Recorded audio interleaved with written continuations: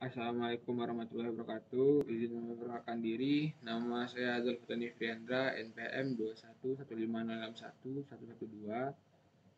Saya berasal dari kelas PSTIB.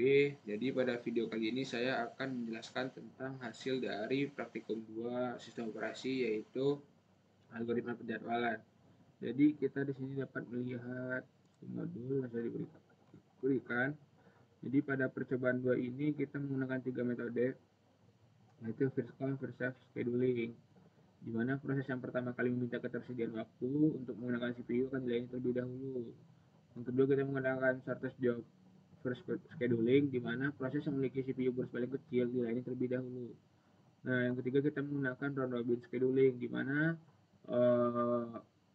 konsepnya bersama dengan FTFS, hanya saja bersifat preemptive. Setiap proses akan mendapatkan waktu CPU yang disebut dengan waktu kuantum untuk membatasi waktu proses. Jadi setelah waktu kuantumnya habis, proses ditunda dan ditambahkan pada ready queue. Kita langsung saja ke video simulator.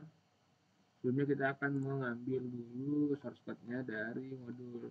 Nah, ini source code-nya.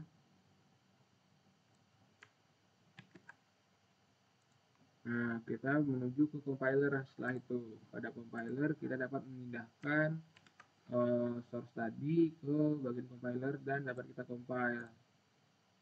Setelah kita compile, maka akan menghasilkan output seperti pada gambar, pada layar. Nah, setelah itu akan kita load in memory, maka akan ditampilkan di program list. Setelah itu kita dapat maju ke OS simulator. Di OS simulator ini kita dapat melihat terdapat 3 pilihan, yaitu first come first serve, FTFS, shortest job first, SJF, dan round robin, di mana kita akan mencoba first come first serve terlebih dahulu. Kita di sini dapat memasukkan 3 buah program sama sebanyak 3 kali, dan kita dapat mengatur speednya menjadi fast. Setelah itu dapat kita mulai.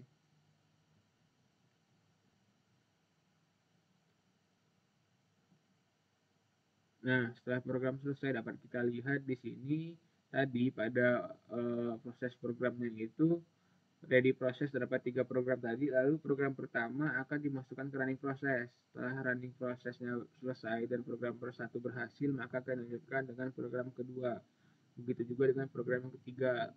Setelah program 1 dan 2 selesai, maka akan menuju ke program ketiga. Nah, di sini dapat kita lihat di view.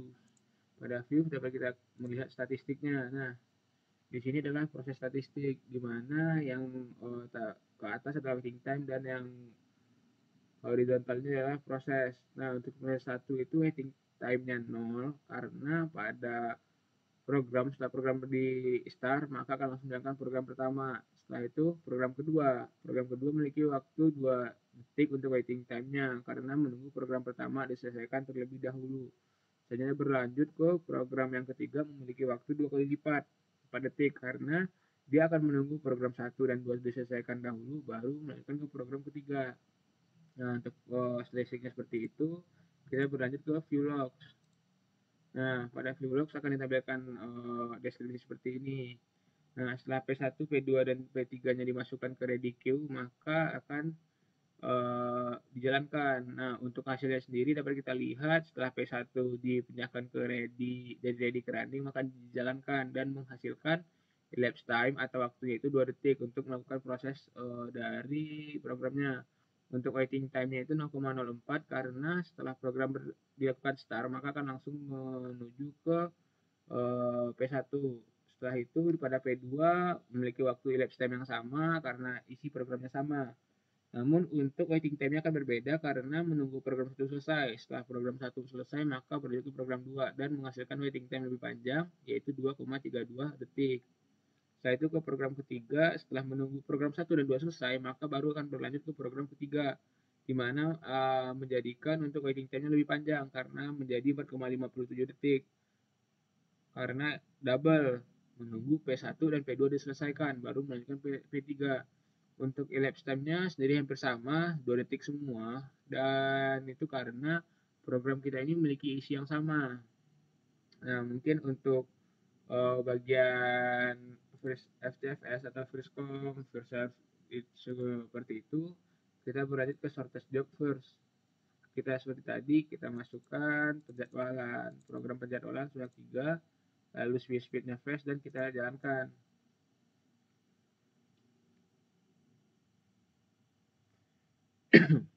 Nah, saat berjalan kita akan melihat ke views dan melihat statistiknya. Untuk statistik di sini sama dengan discover serve tadi karena program kita masukkan memiliki isi yang sama. Namun apabila kita memasukkan program dengan isi yang berbeda, maka program akan menjalankan program yang memiliki CPU burst yang lebih pendek dahulu, baru menyisakan yang CPU burst lama atau memakan waktu yang lama di bagian akhir untuk diproses. Nah, untuk view logs-nya sendiri hampir sama dengan percobaan FTFS tadi. Untuk elapsed time-nya 2 detik, waiting time yang pertama 0,04, yang kedua memiliki waiting time 2,32, namun elapsed time-nya sama. Begitu juga dengan yang ketiga, waiting time-nya 4,57 detik, dan juga elapsed time-nya 2 detik. Nah, itu terjadi karena program kita masukkan ini adalah program yang sama, dengan isi yang sama. Namun apabila nanti kita memasukkan program yang berbeda untuk CPU burst-nya yang memiliki isi berbeda, maka program sendiri akan mendeteksi program yang paling singkat dahulu dan akan diakses terlebih dahulu. Nah, untuk source job first seperti itu, selanjutnya kita ke round robin. Pada round robin ini kita seperti tadi kita pindah ke round robin dahulu, speednya fast, dan kita masukkan program penjadwalan sebanyak 3 program. Setelah itu kan kita jalankan.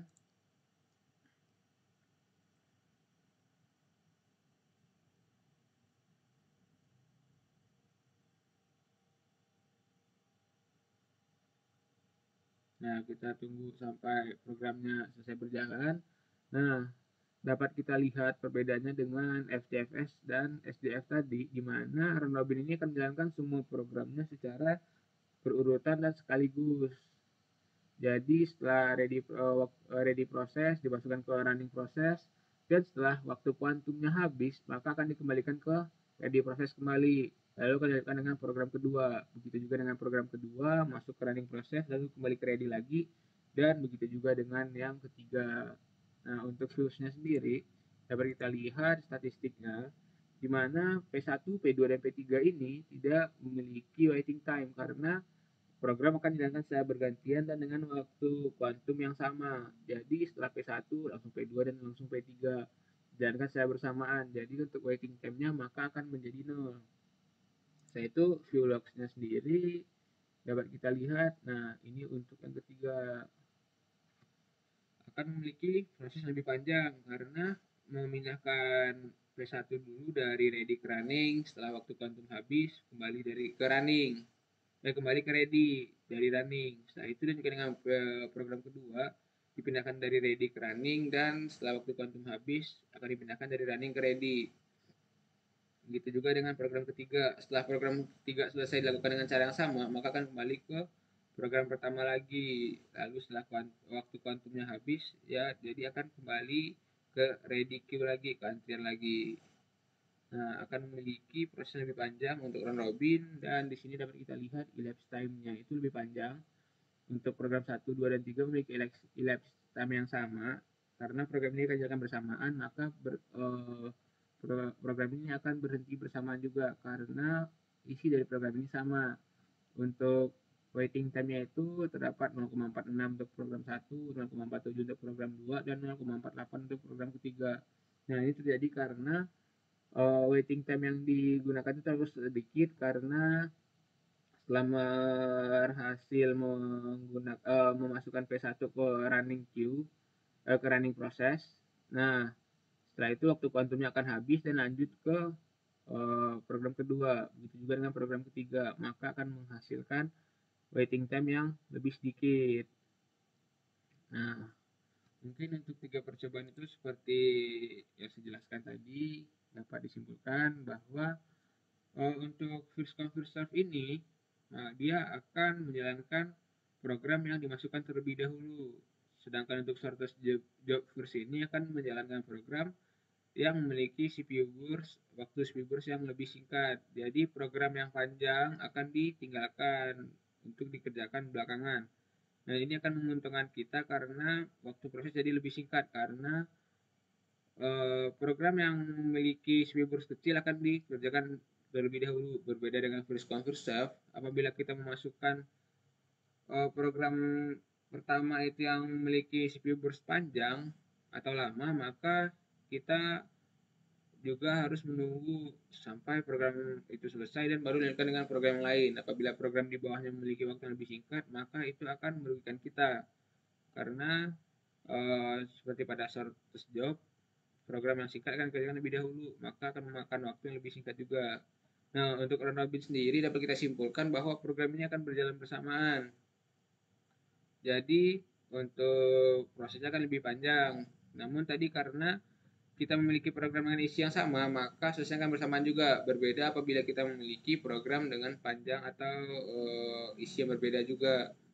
Maka setelah ke ready langsung ke running, ready running kembali, begitupun seterusnya sampai program itu diselesaikan.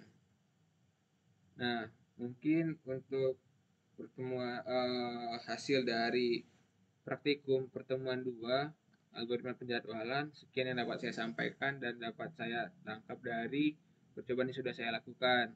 Apabila terdapat kesalahan dalam perkataan dan juga penjelasan materi, saya mohon maaf. Saya akhiri, wabillahi taufiq walhidayah. Wassalamualaikum warahmatullahi wabarakatuh.